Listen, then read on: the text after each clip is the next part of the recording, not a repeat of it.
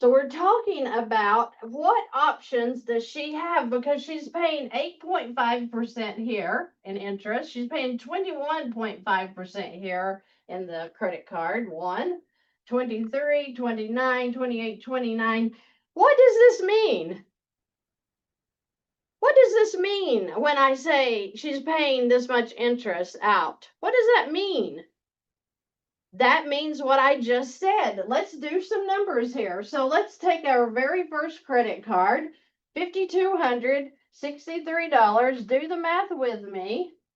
So 5,263 times the interest rate, which we're showing here at 21.5%. 21.5%. What did you get? Times 21.5%. That is $1,131.54. Now, is that per month? No. This is per year. So now let's divide that by 12 so that we can have a basic idea of how much interest she's paying per month on this one card. Divided by 12 is $94.29, meaning that $94.29 in this credit card number 1 is being thrown away. Goodbye. Okay? So $94.29 per month on that one. Let's go to credit card number 2. The balance is $8,660. We're going to take that times the interest rate, which we're showing at 23.5%.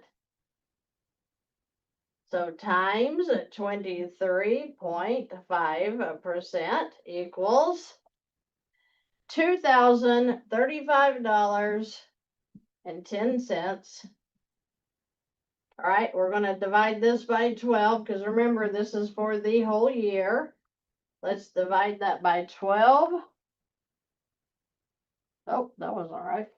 2,035.10 divided by 12.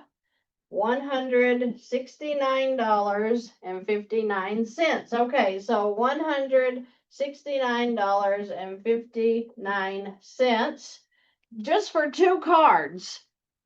For 2 cards. So 169.59 and 94.29. That's $263.88 for 1 month in interest on 2 of those cards. I'm just giving you a quick example of what the interest is she's throwing away on just 2 cards. That's a lot of money. So let's talk about it here for a minute. You weren't able to take your kids to the movies last week because you didn't have $35. Well, hold on a minute. You had $263.88 that you paid for the whole month, but you didn't have $35 to take your kids to the movie one time this month. Do you see where I'm going here? Do you see where I'm going here?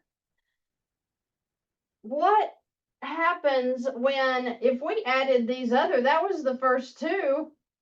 She's got 4 more cards that she's paying over 20% interest on. Look at these payments, $482, $383. Wow. Wow.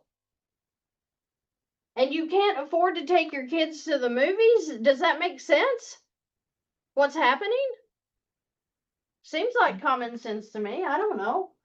Let's talk about what she can do about this problem, because she does have options. She has 2 or 3 options.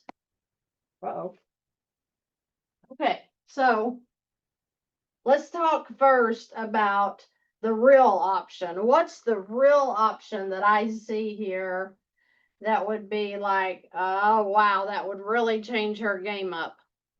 Well, it's going to be the first lien HELOC, because the first lien would take this mortgage that she's paying $2,009 per month on and turn it into a line of credit. I have videos about that if you want to go check that out on YouTube. So the HELOC is at $76,000. Let's talk about this HELOC right quick. The HELOC is a revolving line of credit, and she should start here using the HELOC correctly, because once she starts revolving the HELOC, this $539 payment is going to feel so much easier to make. But I want to move on into the credit cards, because she has options with these credit cards right now that she's not even using. She could stop the pain of the credit cards today. If you are loaded with credit card payments, you could stop that feeling of hating to make those credit card payments today. How? Well, if you remember, she had $2,900 in living expenses. Okay, so if she divided up her chargeable living expenses and used her cards as expense cards instead of just making these ridiculous monthly payments every month, what would that look like? Well, let's start right here with card number 3. She has an $8,566 balance and a $482 payment per month. So if my living expenses, go with me here, food, her food is about $725 per month. What happens when she takes and puts her food into credit card number 3? The balance, $8,566. And let's say she's paid bi-weekly, and she puts their bi-weekly, just dividing up the food, into this credit card. So let's do it. So $725 divided by 2. Say she does $365 goes in to this card bi-weekly. So her income goes in.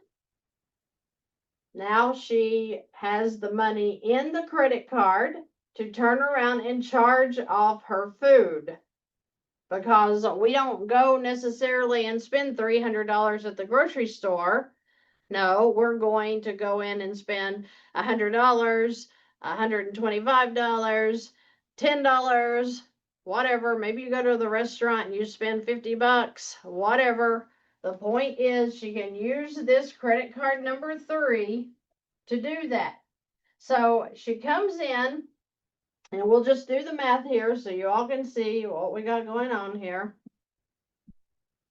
And watch my math, because I don't even like math. So she comes in, she makes a $365 payment. Now she starts charging off her food for 2 weeks. And let's say that it comes right back up to $365. All right, so we're going to add this back in. 2 weeks, she's back up, but guess what? She gets paid again